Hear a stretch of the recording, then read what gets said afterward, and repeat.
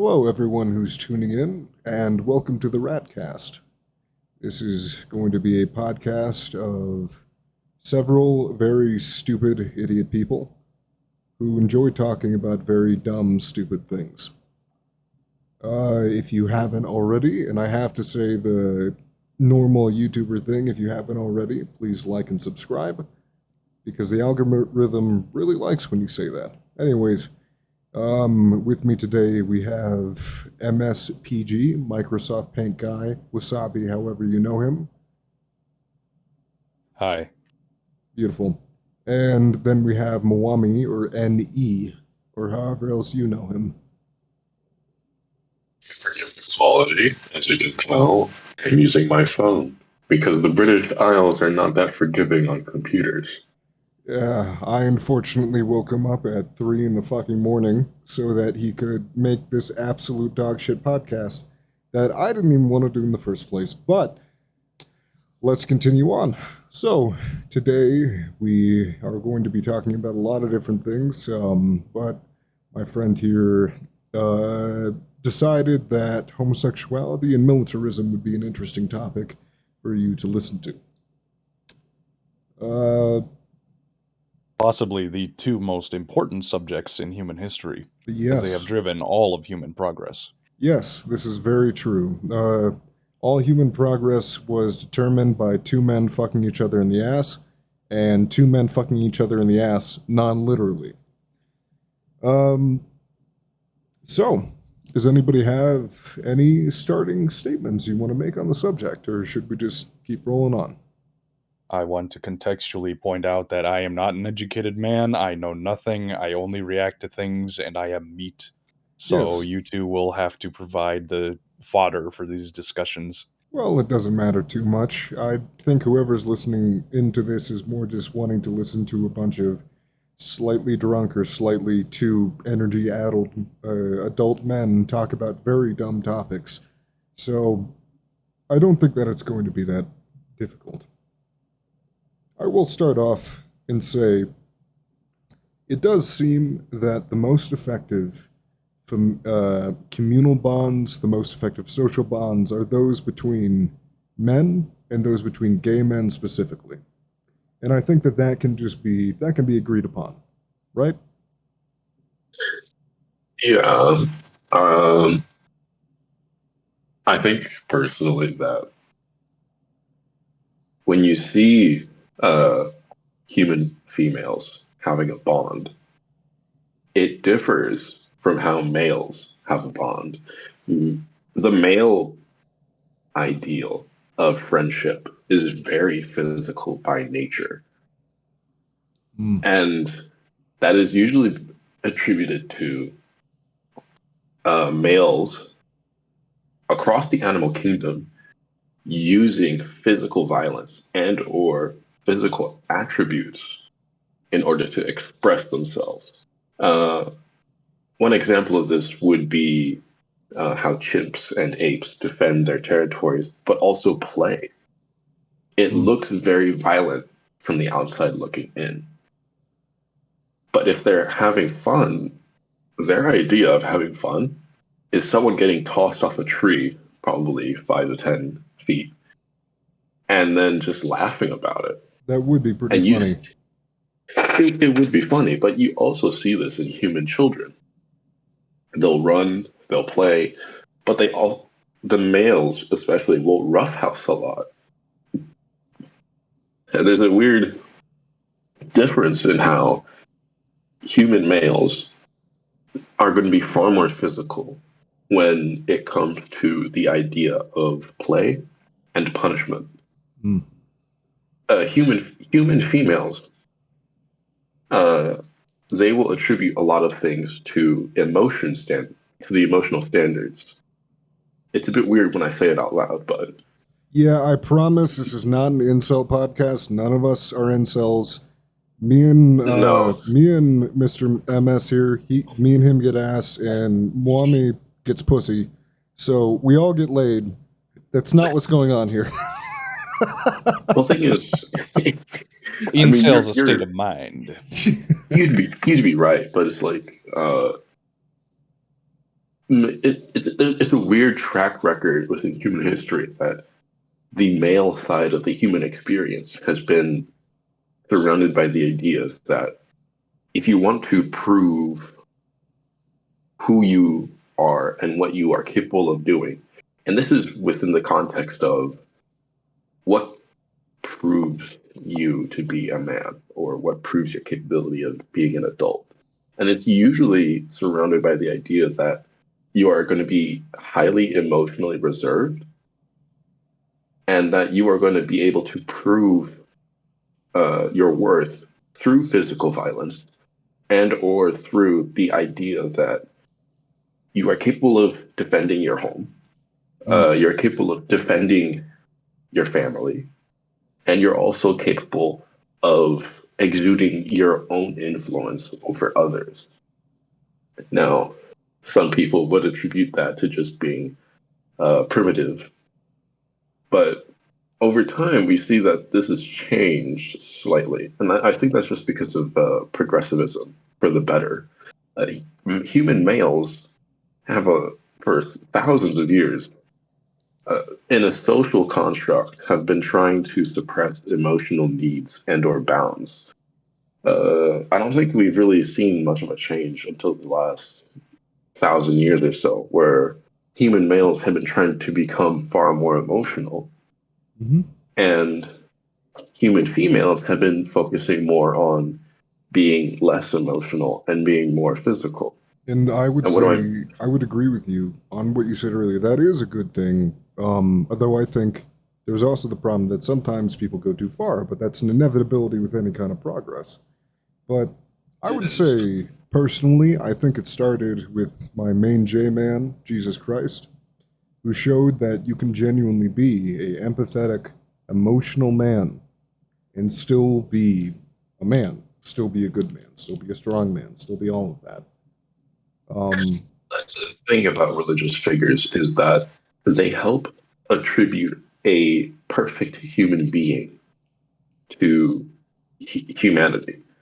To young men, they want to aspire to be uh, something a community could rely on instead of having to rely solely on physical violence, especially in ancient times, because in ancient times, humanity was far more violent.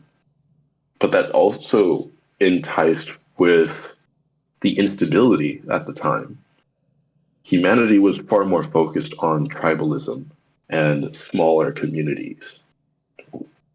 Is that a bad thing? Well, Really depends. It's a lot of these things. Social progress is not always a matter of good or bad. Usually, it's a matter of efficiency at a grander scale, where there are many things in quote primitive, which is a word I loathe, societies that we would consider to be almost ideal. Much of the communalism and the extended families do provide a lot of psychological need and help to people who need it. But there are also problems with highly matriarchal or patriarchal societies which don't allow certain people within them to advance as much as they maybe should. Um, yes. These can be issues. It, yeah. Well, it's a weird thing because within these different communities of ancient times, humanity was focused on using its male population for the purpose of providing security for the communities. And whereas you see it spun on the opposite for the females of the ancient communities, whereas the younger males, and they would usually be attributed to a couple of the older males who would lead them on these patrols. Now, this is just going to be a broad stroke here, but the younger male generation, the younger male population of ancient Greece, for example, and or ancient Babylon, they were focused on the young males learning how to be a warrior before they could learn how to be emotional. And it's weird because you see that over the time of the development of Greece, as time went on within their civilization, they moved away from men learning how to be a warrior at heart first to young men learning how to attribute themselves to the occult. And that was just a stretch to attribute some sort of humanity within them, if you ask me personally. Because a lot of time they lacked the emotional stability to be a warrior, which is why you would train them to be one, because you're trying to treat them as though they are a weapon of some sort. Yeah. You have to forge them into being a perfect man. Yeah, for a long time, it used to be the ideal of masculinity, of manliness, of all these things, even up until like the 50s and the 60s. It was that, even now, I should say, people think you have to be made into a man. You have to be roughened up and made masculine and made rough and tumble. And it's this warrior mentality that, in many respects, is no longer necessary and can be harmful to many of the folks who don't fit into that sort of being, because not everyone is made to be a warrior, and that's okay. But MS, do you want to have any input on the current subject? Yeah, I was waiting until you guys were done so I could say my idiot postmodernist take. Oh, no, fine. Go for it. I believe that the modern definition of like masculinity as a sort of warrior persona where you have emotional stoicism, this enforcement of self-reliance, and especially the willingness to fight for about anything. I think that that emerged at around the same time that the state emerged as a concept in like 5,000 years ago, where it became a necessity to have a warrior caste of people who were going to then be the only reason that the state would exist in the first place. Hmm. I think that that has been perpetuated until now as a specific way of not just having that as a resource, but also as a way of mitigating the potential for people pursuing intellectual and emotional reactions to the world around them through the emotional stoicism and the warrior mentality, so that you wouldn't end up with a population who was questioning what was going on constantly. Hmm. I think it's a combination of that and the need for a military presence, a force to use politically. Yeah. And that we're seeing the cracks in that now, mainly because we're starting to see that the world that you have fought for thousands of years is not really working out. And even to the point where when you do follow through on that, it doesn't reward you in such a way as it did in the past, Hmm. where a soldier, especially in like Roman times, got a lot back when they came back from the war. They did. They would get an entire farm. They would get like a shit ton of money. Like I'm talking like comparatively like a lot, like hundreds of thousands of dollars in today's money. They Yeah, would you could become rich and successful as a warrior. And now it's like you become a troop, you come back all fucked up, and then the government tells you to fuck off, and you're not able to hold a job that makes anything more than like 40 grand, yeah. Yeah, if you can and get that in the first place. it's unfortunate because a lot of modern soldiers, they attribute their success to the ancient Romans. Just look at the Marine Corps. A lot of their mottos are in Latin. It's quite obvious who they look up to, but it also shows that the influence carried on over the thousands of years. When the Roman Empire fell, several countries claimed to be the next Rome. They used Latin, they became Catholic, they adopted their military, trying to use the same model as the Romans did. Although not The all of emperor them would did. name himself as such. Well, not all, Like the but they Russia copied claimed to some of be.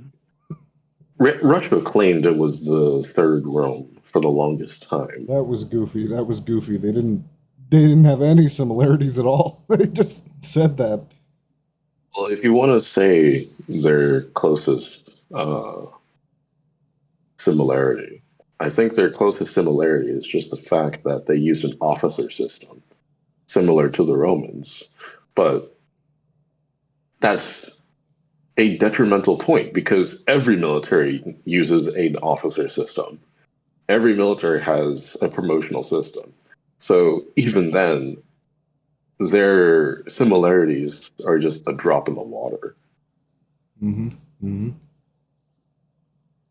I think the And creation of the officer class as like rich kids and people related to generals getting into places of officer training has also had a negative impact on the concept of the warrior as a means of succeeding in life, because it magnified the class disparity where someone could just have the right name and birth and suddenly be in command of a bunch of people compared to a guy who may come from nothing and then just be unable to rise within the military. Hmm. the military's officer system, if you excuse how stupid it might sound coming from me, but this is just my personal opinion. The commissioned officer and the NCO, the only main difference between the two is that one of them is a bootleg aristocrat. That's the difference from how someone could see it from the outside looking in. Is that being an officer and inheriting a position as an officer could be seen no different from somebody inheriting a land title or the position of monarch because one of their relatives decided to retire and or pass away. It does seem that Decided to pass away. it does seem But that. Oh, just a quick point. yeah, It does seem that in the United States military, and I know Mwami, you have experience with this, that it does yeah, seem the U.S. Army has almost a pseudo aristocracy where a lot of the officer corps are not people who made it from the bottom to up. They're people who were just got straight out of college, their daddy's money, and got into the officer corps because that's what their family did. yeah, Especially, because military schools are willing to accept only the best of the best. And what the best of the best translates to is they're looking for the richest families with the greatest influence to be able to produce, not teach, but produce the next best of the population. mm, That's what the U.S. military looks for in a CO. A commissioned officer should be the best of his group. They shouldn't just be someone who barely makes the cut. Personally, I know this is going to sound stupid, especially for people who are in the military or have been in the armed forces, but I have more respect for NCOs than I do for COs. And that's just because that NCO has spent God knows how many years up until he became a sergeant. You don't know what type of battlefield that guy's been through, both externally and internally. And they made it to sergeant. A CEO, however, it could vary. There's a 50% chance that he went to military officer school and just got a degree. mm-hmm. No, and I think, and this is coming from somebody who does not have military experience and literally cannot join the military, even if I wanted to. I do think I have more respect for non-commissioned officers who have to just push it through and go through all this stuff just to reach a position which in the end will be lower than the lowest position of some guy who just happened to have a college degree. Oh, And yeah. yeah. Well, the thing is, we can respect the work that they do. You can respect the people put into those positions. I respect anyone that is willing to go through the enormous amount of bullshit to study for days on end and then become a CO. That takes dedication. That takes time. That takes effort. And above all, it takes an extreme amount of patience because your training is going to be more emotionally and mentally taxing than people would first believe. Oh, they're probably thinking, if you were training to become an officer, it must have been nice and cozy sitting in your $20,000 office all day. But it's usually not the case because the officers are being brought up with the idea that a lot of the men under their command are most likely not going to make it if they get into a military conflict. They have that fear in the back of their head. Okay, how many of them will I lose? How many of them get to go home? How many of them are going to be my fault? And that's going to be a lot of stress put on these positions, which is why, personally, I have to say again, I don't respect the CO system. I don't respect lieutenants and captains who got their position inherited.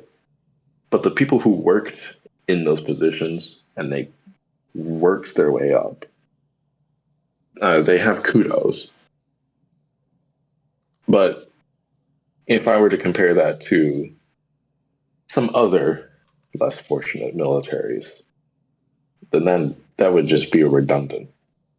I know somebody is probably going to go to the comments angrily typing, "Oh, well, you probably didn't mention the Germans or the British." Well, I can't because I don't have experience nor proper research to actually go into those two. Yeah, we can at least proudly say we're not hypocrites.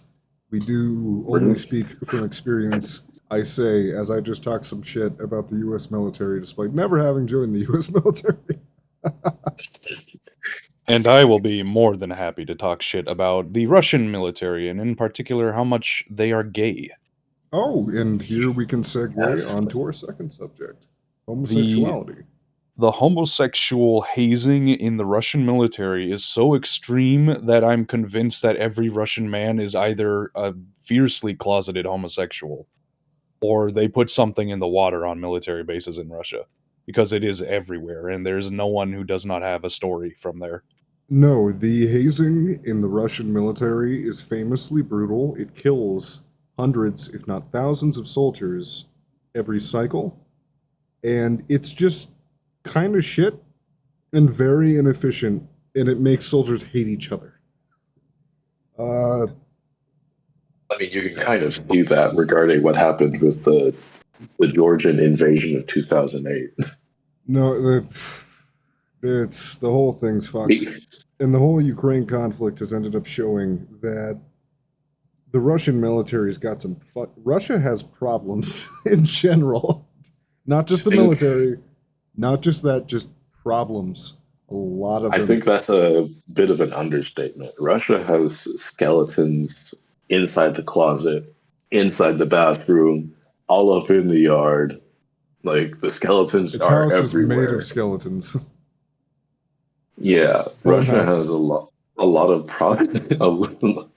Russia has a lot of problems which it just ignores, because as far as a lot of the oligarchs within Russia would be concerned, if 10 people disappear, it's not my problem. But if 100 people disappear, okay, now it's my problem. Yeah, let's continue with what you were saying. I apologize for derailing a little bit. Yeah, we got this. Sorry about that. It was funny. My main real take is that it's more of a question, but the military seems, and this also goes for the US military as far as I've seen, to have a lot of gay shit in it. Now, is that because, like, there is an attraction for homosexuals to the military and, like, the masculine ideal of goarmy.com? Or is it because if you just put men in a stressful environment long enough, romantic or physical relationships will develop automatically.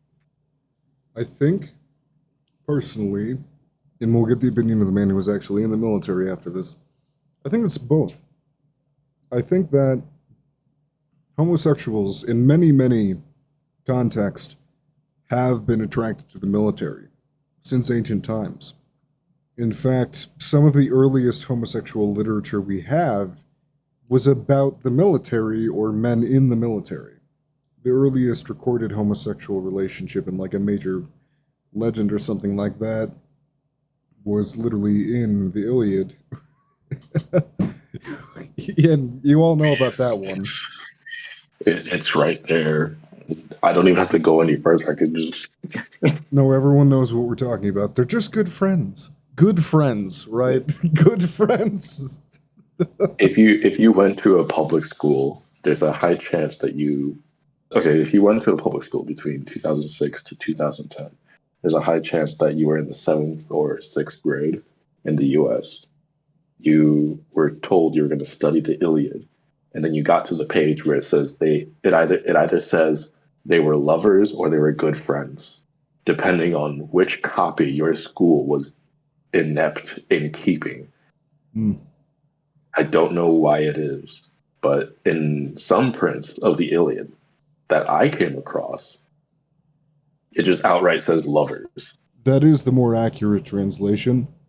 The ancient Greek translation, it means basically either it means like intimate relationship or lovers or like husbands, basically.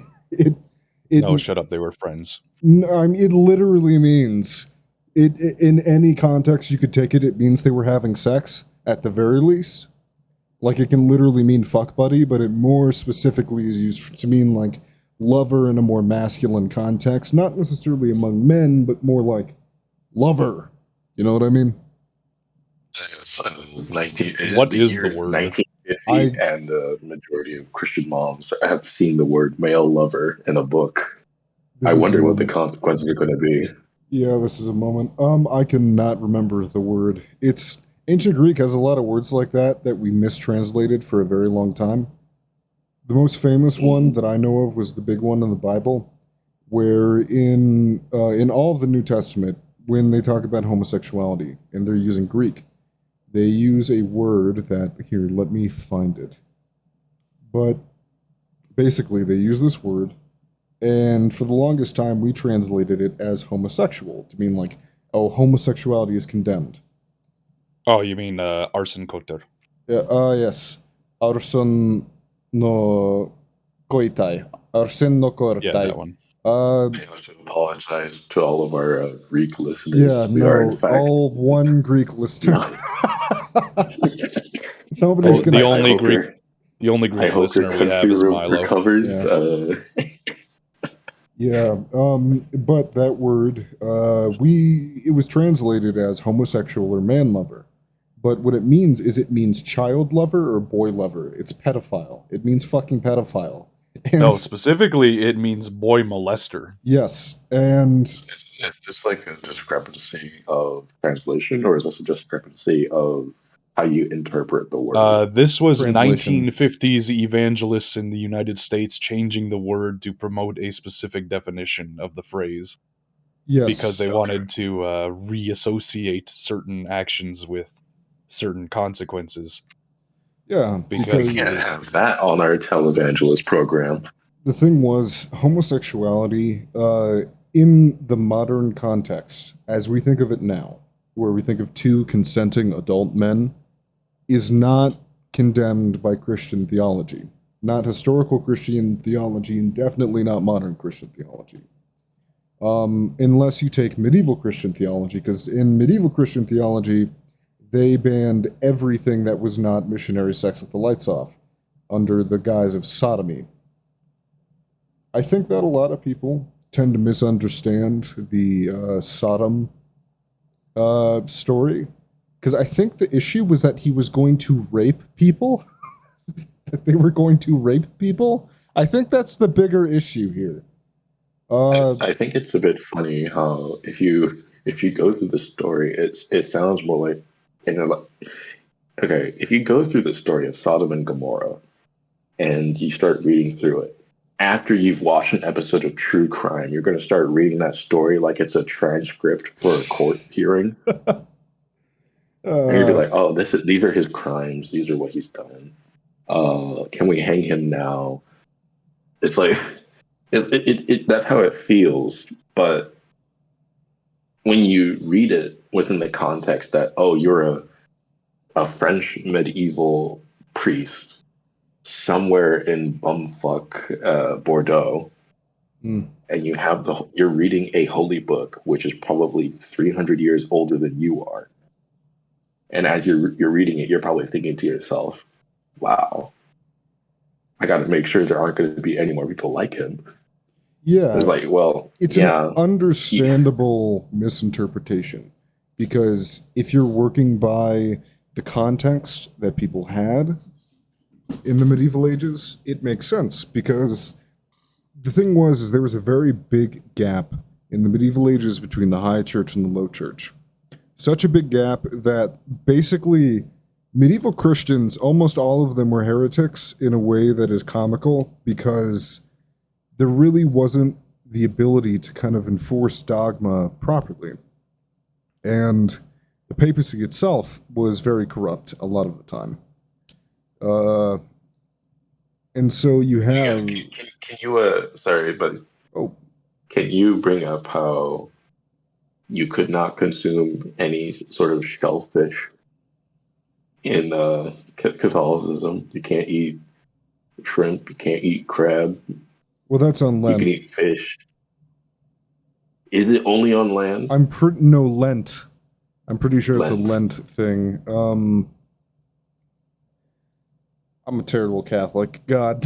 Well, wasn't the whole thing with Lent because that one pope had no ties to the fishing industry, but decided that to show sacrifice or restraint, people would not eat meat on Fridays during Lent, so they would eat fish.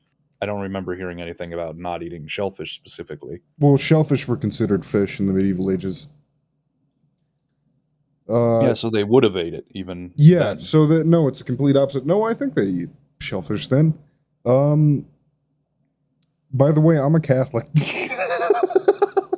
So me not knowing that is the worst part. There's a reason I had to ask that, was because I remember, I think it was like 4 to 5 months ago, there was I was talking to a Catholic, and he told me that in the Bible there was God's people were prohibited from eating shellfish. That is true. So but there's also the fact that, like, even though it's banned in the Bible, during medieval times people just didn't care. But you occasionally had like those wackos who tried to shut down the fishing industry because they read the one line in the Bible. No, I will tell you that in official Catholic doctrine, how it works, that is considered Jewish law, which has been superseded from the Pauline theological doctrine of supersuccessionalism, which is a fun word. Basically, Christian law has come and basically smothered Jewish law. It is above Jewish law. And so, in what Christian law is heavily depends on your individual interpretation of Catholicism. Because you could be a liberal Catholic, and you believe that Christian law is just the golden rule. It is just do unto others as you would have them do unto you, and that's it. Or you could be a more conservative Catholic and actually have like a very long list of what Christian law is. I just had to ask because there's a lot of flip-flopping on what is considered the rule of the book and what isn't. Just from a Catholic perspective, generally, Jewish law is not applicable to Christians. And so it's kind of like it was a temporary thing for Jews specifically to kind of as a dedication to God. And it's no longer necessary for most people. You don't have to get circumcised. You can wear mixed fabrics. You can eat shellfish. Lent is more like it's a sacrificial meal of penance. It's supposed to be, I'm sacrificing something I love to help repent for something I've done, because everyone is a sinner. I think it's not a bad idea. From like a principle standpoint, Lent isn't a bad idea, but I do think that the origins of where it comes from are a bit goofy. But this podcast is not about Christianity. It's about homosexuality in the military, at least for this time. Yet. Yeah. Probably in the future. So we can't get too far into this subject. So I'm going to forcibly divert us back into... Divert us back to Russia and... No. Let's not... We're not a current times one either. Jesus. We'll divert back to, I don't know, homosexuality. Why not? Clearly it's an invention of the demiurge and thus should So be not true. pursued by So people true. pursuing an archonic lifestyle. So true, So Misty. true. So true. So true, for real, So for real. true. So true. Okay. They're speaking into my brain. They're telling me to look at his fat jiggly bottom. Just so I can say it one more time. Gnosticism is still my favorite heresy, and I think it's the funniest heresy on the planet. Oh, Gnosticism is hilarious. It is a hilarious heresy, but my favorite heresy is probably Arianism. Just because Arianism literally almost was dogma, and then the Trinitarians basically did something super scummy to make sure that it didn't become dogma, which was hilarious. You'll have to rack my brain cells on what Gnosticism is. Gnosticism is the belief that the Jewish god Jehovah was not only the wrong god because of how different the Christian god was in the New Testament compared to the Old Testament god, but that Jehovah was also a entity that was accidentally created and is not God at all, and everything about the material universe came from it and is false and wrong, and that it is the blind idiot god. Yeah. I'm sorry, did they just attribute what Jehovah witnessed to a chaos demon? Yeah, basically, Kinda, Jehovah is the blind idiot god who is not maleficent. It's not yet. Let me say, in Gnosticism, the material god is not evil. It's stupid. It's not doing things out of malice. Basically, it is like the perfect god, but like a inbred dumb version of the perfect god. Yeah. So it's trying. It's trying very hard. But where Christianity and even Judaism, to an extent, were going around and being like, no, you guys worship demons and devils and whatnot. The Gnostics were just like, oh yeah, your God's real. It's retarded. Which is the funniest fucking thing I've ever heard. Yes. Yes, your God does exist, but he's stupid. It is like several verbal tones away from just saying, I am based, you're cringe, you're God's piece of shit. The virgin Gnostic, the virgin Jew, the Chad Gnostic. Your God is cringe. My God is base. This is the difference between you and me. Oh my God. But it's funny because every time somebody tries to talk about homosexuality, especially in the try to bring up different things. Oh, right. You're dying, brother. He's being attacked for revealing the truth. The Gnostics, they're killing him. I'm being cyber attacked. Help me. They heard me talking shit.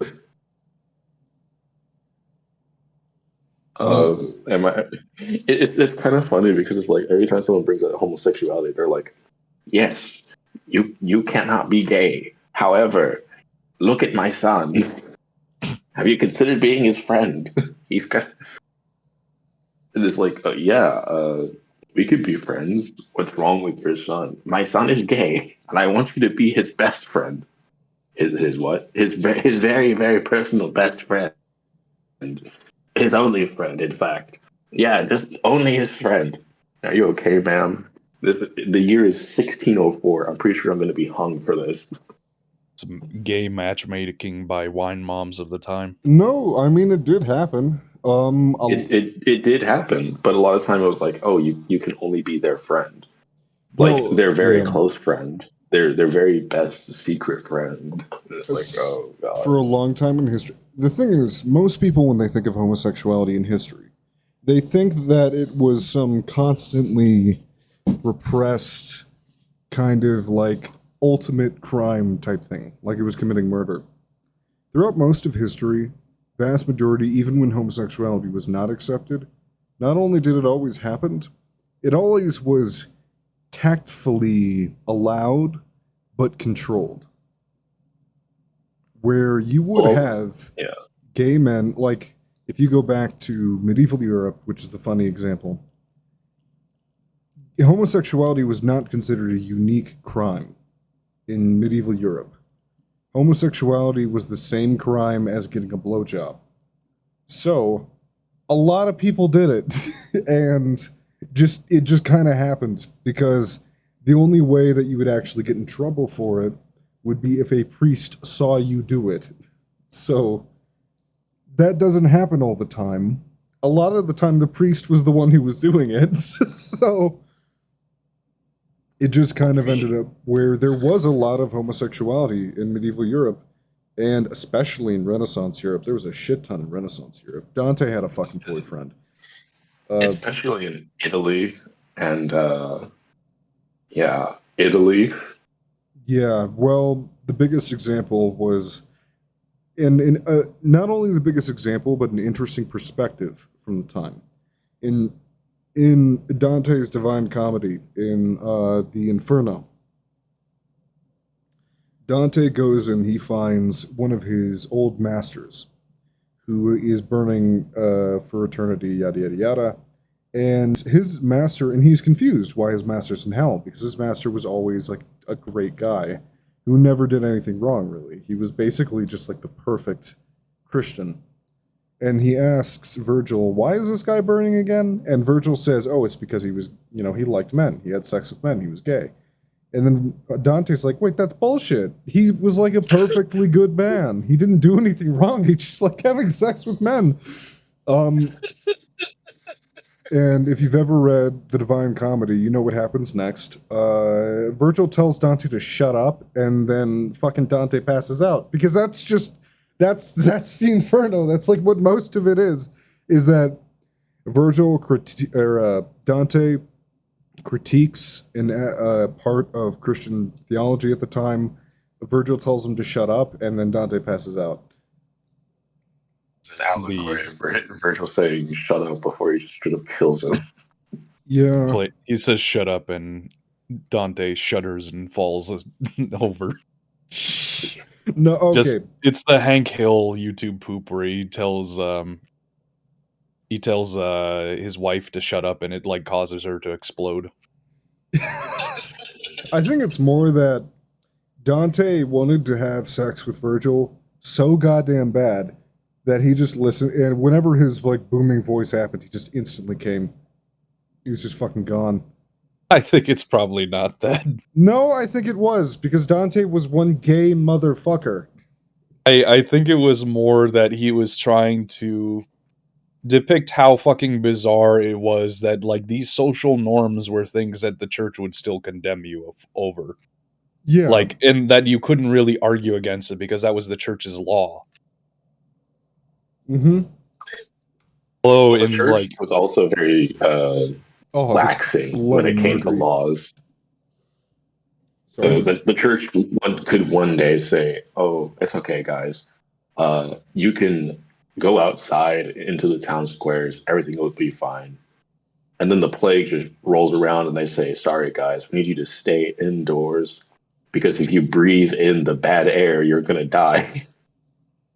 It's true. So true. Literally so true. Never heard anything truer. For real. For real. It's funny because for a short period of time, they thought that homosexuality could be attributed to the miasma or the bad smelly air. So I'm confused. even to this day, over how you thought, yeah, that air that smells really bad, the miasma, yeah, that gives you the gay bomb, the gay fog. People have not really understood homosexuality for a very long time. It's that bad Egyptian air making our soldiers fuck, not because they're gay. Well, when it comes to like the military, homosexuality in the military, it's two factors. One is the need for companionship, because a lot of the times you're going to be away from home. You're going to want intimacy. You're going to want friendship, companionship for that matter. And you're also going to want the feeling that you are being appreciated, not on a strategical standpoint, but on an emotional one. Mm-hmm. I can understand that, Mwami, but maybe I just want to fuck a guy in the ass. I mean, it'd be like that too. Yeah, I'm not saying you don't have to think that, but what I am saying, however, is that I'm pretty sure they're gonna look at you and be like, yeah, that guy's down bad. Anyways, I want to be his bunk buddy. Yeah, Like that's pretty much gonna be like the train of thought, because I think I've met more people who their initial thought is, oh, I think this guy is gay. Anyways, let's go talk to him to see what his opinion is on our and that's usually how it goes. Like, nobody cares. yeah. It used to be the case that they actually like were extremely worried about it, because it used how do I explain this? There used to be this train of thought within older militaries around the 1500s that if you were gay and you were in a military formation, you'd actually be at risk for destroying their discipline. Because in order to do formations properly in those times, there was the train of thought that, oh, well, if you bring your lovers into battle, you'll be more focused on trying to protect your lover than you would be focused on protecting your brothers in arms. Yes, I was going to bring that up. Yeah, which did make a lot of sense, because the thing was, in ancient militaries, you worked on a two-dude basis and then a squad basis. It was like modern militaries almost, where you're so small, you do have to focus on protecting a small group of people. That was how ancient militaries fought.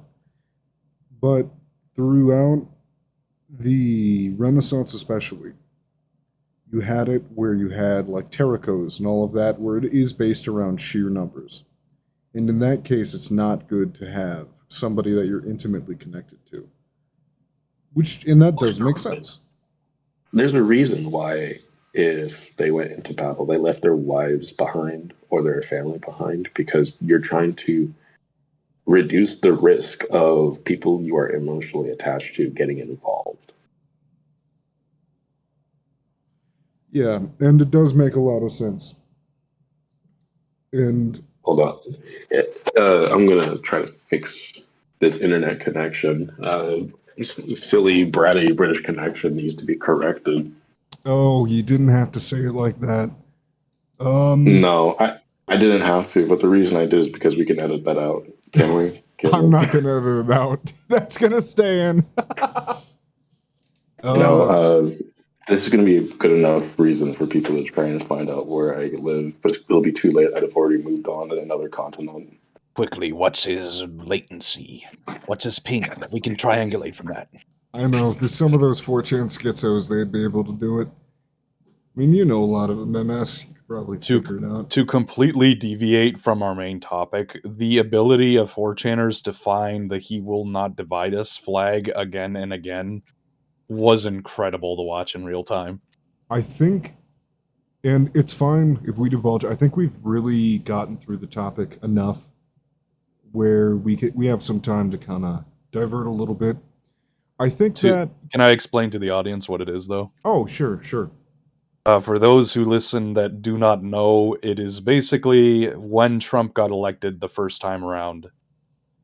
Not saying he won the last election or anything, but there was the actor Shia LaBeouf did this thing where he stood in front of a live camera on the side of the Smithsonian and went, "He will not divide us," every day for several weeks. And eventually 4chan trolls started showing up and derailing that and just like doing whatever in front of the camera. Eventually they dispersed, and he decided that he was going to put up a flag that said, "He will not divide us," and then set up a camera that would stream that 24/7. And within, I think, 2 days of him putting it up the first time, they found it in the middle of a field by triangulating based off of the time of the stream and the cloud coverage at the time. They found the flag, pulled it down, and then I think they hoisted up someone's underwear or something stupid like that.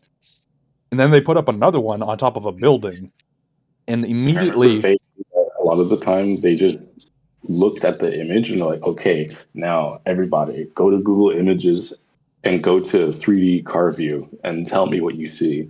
Yeah. The second time, they actually put it on top of a building. I believe it was a French building. And the building was way more recognizable, so they just found it like within a day of it going up. Yeah, I love 4chan autism when it is combined to do like stupid shit like that rather than like doxing someone or something. Yeah, but the thing is that 4chan after 2016, it was never the same. Yes, it was ruined by the 2016 culture war shit exploding into the mainstream. You cannot make a thread on any of the boards, especially the interest boards, that will not have at least 4 or 5 shitheads come in and just like do anti-trans stuff or screaming about black people. It's like, And- guys, I'm trying to talk about a movie here. I know, and it really shows these bitches get no pussy. They get no pussy. A no pussy, no life nerd. You know, the German one. They're never going to be ready for a proper housing loan. Well, But no, these people are people who they like culturally hit a point where they were part of something, and then they never learned to move on from that one thing. yeah. 2016 being like the culture war, and people genuinely did get a sense of community out of it. Yeah, but but the then- problem is they lost. They lost in the sense that they didn't have relevancy the instant Trump got into office. And then they just like continued that mindset thinking that they had won just because their guy got in the office, and of course betrayed like everything that they thought he stood for. Yeah, and it ended up where, you know, that's where like the what is it, the QAnon stuff came from. It's where a lot of it came from. It came QAnon happened right before Trump got into office, and I am still convinced to this day that it was a Trump aide. Well, no, we actually did figure out who it was. It was the Did we? owner of 8chan and his son. It's even more retarded. Yeah, it was pretty bad. And his son's like a giga weeaboo who lived in Japan but then left because he couldn't speak Japanese. Okay, that's funny. I love people like that. It was pretty bad. And You mean to tell me that he made the financial decision to move to Japan without being able to speak the language? yes, he He took did. zero effort to learn the language while he was there. He took zero effort to try and adapt. He just said, "Damn, where are the subtitles at? I'm not getting my isekai harem. I'm leaving this place." No, Libertarian I know. guys with Asian wives lied to me. Why am I not getting pussy? No, I mean, I think the reason is libertarian guys have money. They have their parents' money that they then Yeah. put into real estate. No, that libertarian guys with Asian wives. Fuck. What's funny is that if you're an expat in Allegory. Japan, you can get like gay sex really easy. Oh yeah, But- well, But like women is a little harder because they do think of you as like a foreigner. And you are. The cross-dressing scene in Japan, Well, bring it let back. alone Pacific Asia, is just astronomically different when compared to cross-dressing in the West. Fukushima look at- really did mess up them Jap boys, I gotta say. Well, bringing it back. to We're going you to hell for that. motherfucker. Bringing it back to homosexuality. Homosexuality in Japan is a very interesting topic because the gay community in Japan, gay people are almost never openly gay in Japan. The gay community is incredibly insular, and the gay community is politically incredibly isolated as well. Yes. What was it? Abe said we do not have a gay problem in Japan. Yeah, because Yeah. the thing is that you're never openly gay in Japan. I mean, you could be if you're live streaming, just not outside your house. Real quick, rest in peace, Abe. You did not deserve to get thingamabobbed like that. It was funny, though.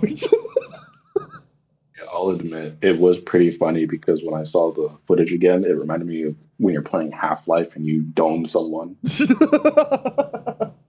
I think that the thing that got me was that the guy didn't kill him over politics. He killed him. He was like also a Japanese nationalist. He just killed him because he hated the Moonies. To be fair, the Moonies did bankrupt his mom. Oh no, the fucking absolutely like completely justified. Like I can't argue. They fucked him, and he deserved to fucking shoot them. For the audience, explain what the Moonies are. By the way, I'm a pacifist. By the way.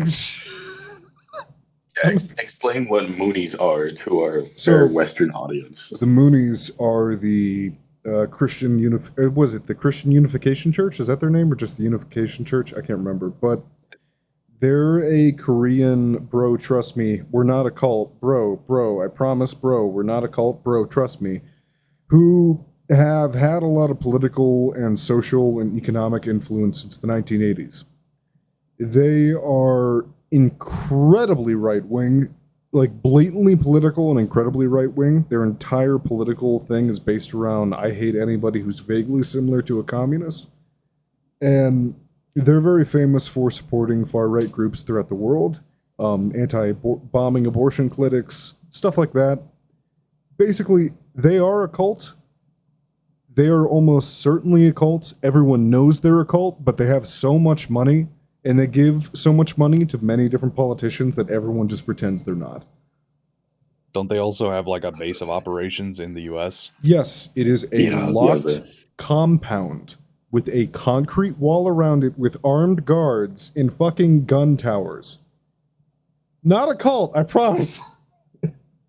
It's funny because if you look at like cults in America, it's just a Ponzi scheme. But if you look at cults in Asia, it's like, wow, this is a paramilitary force that you see in a fucking video game. Oh yeah, no, they don't fuck around in Asia. Their cults are serious shit. They're like but they're 5'5". Like if you look at like Japanese cults, I think the most notorious one is the Sweet Baby Jesus gas bombs an entire metro system. Of those fucking guys, yeah. They made an entire anime to promote their cult. I remember that. Was that Ashoka or whatever his name was? Yeah, big fat Japanese guy. Beatus, or a Japanese Jesus who would like remote or project himself across the sea to like go into New York. I've unlocked my teleportation device. It is this here Sony home VHS system that I'm going to plug in. So weird. Yeah, it's a weirder experience because like if you compare that to like a cult in Europe, for example, let's compare them to the Hussites. Okay. The Hussites were based. The Hussites nearly destroyed the Holy Roman Empire's basic foundation. So based. And they had a good reason for it. Oh, yeah. Hundreds upon thousands died. And, they should do it again. No, the Hussites still exist, too. The funny thing is, they tried so hard to purge them, but Hussite Christianity is still the dominant form of Christianity in Bohemia. It's just that their doctrine is basically just kind of normal Catholic doctrine, or normal Protestant doctrine by this point. So they're basically just like discount Methodists, but discount like half Lutheran, half Methodist, but they are the dominant church in Bohemia. Still. I feel like that should have been expected after the Protestant Revolution. Yeah. Although sadly, the Taborites did not survive, literally sobbing. How unfortunate. I'm quaking and shaking in my boots. Their leader is the blind guy that MS I told you about. The Hungarian. Yeah. That guy is based. I want a movie about him. I would happily direct it and make it as schizo as possible. Mm-hmm. Here's an interesting thing is that if you are going to adapt the movie, you're eventually going to have to bring in the Adamites, and the Adamites put Oh, schizophrenics in their place. no, the Adamites were king schizophrenics. I don't think that you get any more king schizo than those guys. For our viewers, they thought that clothing was a sin. They were always naked. They literally thought clothing was a sin. They had the weird train of thought that, well, if Adam and Eve were naked, then humanity needs to be naked. Because clearly owning clothes is a sin brought onto us by the great serpent. I'm sorry that God made the sun to hurt my skin owie. God damn it. It's No, it's that so fucking silly. got me. That fucking got me. No, the whole thing is just goofy. Yeah, also, the 1960s and 70s was a weird time to be someone experimenting with your very body. And I don't mean that within the, oh, let's go in a sex cult. I mean that within the, oh, yeah, we're going to be a revolutionary and see what happens. The CIA totally won't kill me and my family. Yeah. It was a bad time to be a young adult and think to yourself, I'm going to get politically involved and change the world for the better. That was a bad time. Uh, if anything, it's taught a lot of people to do it in secrecy rather than do it in public. Mm-hmm. A lot of political movements nowadays, ever since the 60s, have just been, wow, look at all those guys disappearing in the middle of the night or getting killed. How about we just move this to the basement, guys? Yeah. I'd rather not get missing persons by the feds. Not Yeah. rather have two FBI agents with a shotgun blast you in the middle of a speech. Yeah, no, that is a big thing that did happen. I never really thought about it, but politics has changed. It basically in the 60s and the 70s, you had people who were openly promoting very radical ideas on public spaces with a lot of support, a lot of actually public exposure. And when you have that, you get your brains blown out because the United States as a democracy works and is democratic as long as you promote the status quo. But if you do not promote the status quo, then it's a dictatorship for you, bitch.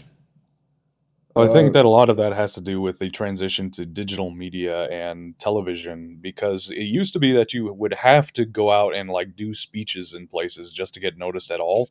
Now you don't have to, but at the same time, we're more marginalized than ever, where you can just be cut off from getting your speech either heard or read because the campus will just be like, no, we're not going to let you do that, or because the public space is already dominated, or likewise, your internet website you're trying to promote, the algorithm is just going to shaft you. Yeah, it is a time where a lot of people don't seem to realize censorship is not just government censorship. Censorship is censorship, period. It is societal, it is social, and it can be applied in any community and from corporations as well. Functionally, competent, and I mean competent, I'm not talking about Vaush here, I mean competent left-wing ideas are functionally repressed and are, how do you say? What's the word am I looking for? I'm a little drunk. Marginalized? Yeah, because the thing is that they are less appealing to many people. Because a lot of people, if you actually go and study into Marxism, into socialism, into whatever you want to study into, it can even be right-wing ideologies. It doesn't matter to me. The main thing is, if you actually go and study into things, people will not approach those ideas as easily. It's very easy for somebody to say, oh, I'm a commie. But it's not easy for someone to say, oh, I'm a humanistic socialist, or I'm a Marxist humanist. Or to And back it up with like any real theory in general.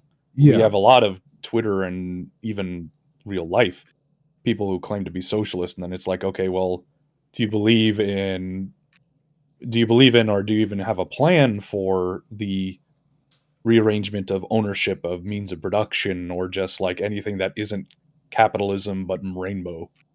And they'll give you a blank stare, or they'll throw out platitudes because they don't engage with the material enough to understand what you're even talking about, yeah, or they're grifting. yeah. And the thing is that there are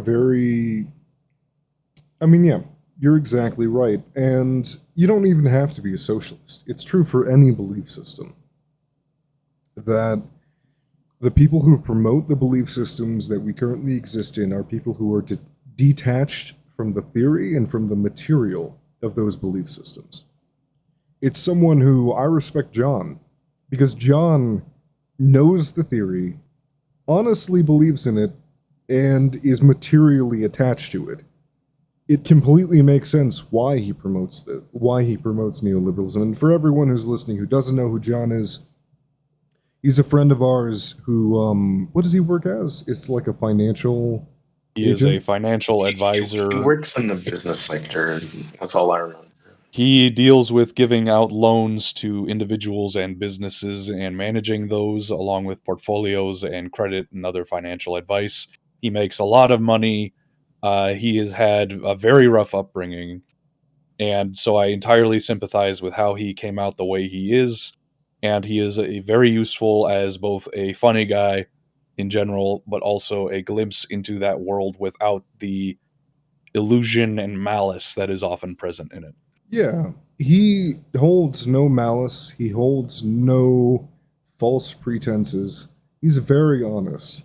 And he's also a diagnosed, he has antisocial personality disorder.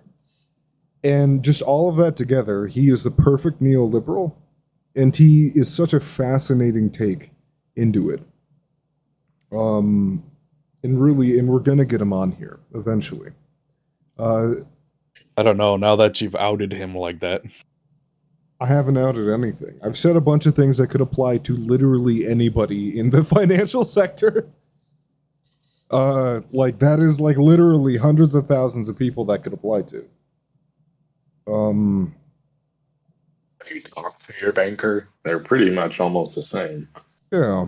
Well, if you create a system where like the people who get the most reward are going to be people like that, it's going to fill up with those kind of people. Yeah. And Natural born killers, I am stealing everything about it. You're gonna suck off that movie so many times. I love that movie. Every frame of it is beautiful. The message is perfect and was 100% true. We did not learn from it as a culture, which is unfortunate. No, a lot of people actually took the complete opposite intended purpose of the movie, and instead they said, oh, this means I should shoot people and act like that, and I'll get rewarded for it. Well, even the core message of like, if you create a environment that sensationalizes and promotes violence, you're just going to end up with people who are exactly what you just described, going to be like, oh, that sounds cool, and do it. No, I know. It's not the fault of the movie, it is the fault of the society in which the movie exists. Because the movie itself does not promote those ideas. But people can be kind of dumb sometimes. And it reminds me of the people who were talking about how you would have somebody say, oh, well, Star Wars was always pretty political. And I know this is a basic bitch example, but you get me. Where someone would say Star Wars was always pretty political, and then someone would say, no, Star Wars was never political. And then that person would say, well, I mean, it was always about, oh, sorry, my cat just fell. She's blind. Sometimes she falls into walls. But you'd have somebody who would say something like, oh, it was an allegory for the Vietnam War, which it was. And then the person would say, well, that's impossible, because if it was an allegory for the Vietnam War, that would mean that the empire was the United States. And it's like, yeah, it fucking was. That was the point. Ah! Can I bring up something about politics and media? Sure.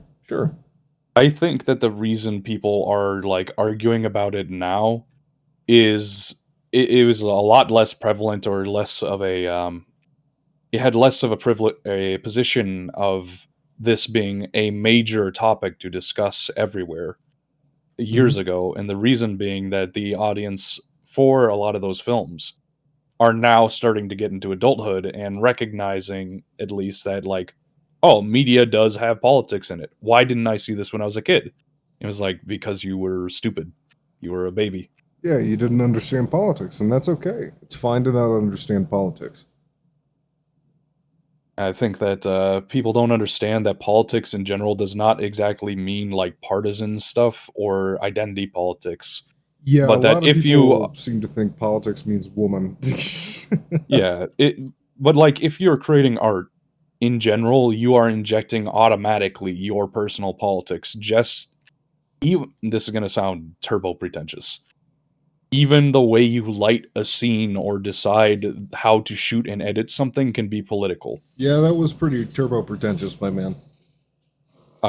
Jean-Luc Godard, the king of all modern cinema, who no one knows anymore, he basically pointed out that you could have politics directly tied to your film and be explicit about it more so than before in the 60s. And we always were like that, where you could see movies even when the 20s where there were explicit politics. The difference being that now all that media you consumed that was coming out of like the 80s and 90s and the early 2000s, you're looking at that with still the veil of nostalgia, but now you're an adult and you're recognizing that the points being made are like more commercial now. So it's like safer politics that have nothing to do with anything. But there's still, that shit still existed. And Yeah. Moami is dead. Well, he's No, doing. it's just I felt that since I didn't really have much input, it's better that I just slip into the background. That's how conversations work. If you don't really have any personal input on it, you just sort of just let it ride until there's something you can talk about. Well, this is reaching our time limit for about the end of the episode, so start getting towards the conclusion. In conclusion, homosexuality is based. War is cringe. Art is based. Being a warrior is very based. You just gotta know your limits. Yeah, no, it's the warrior spirit is based. Wait. But being a warrior for nothing is cringe. Beautiful. My closing statement is that of the famous homosexual Yukio Mishima, which means fuck you. Left-wing violence, right-wing violence. I don't care. I'm here for the violence. Fuck you. Fuck you. You son of a bitch. Thank you, everyone. Good night. All right. Good night.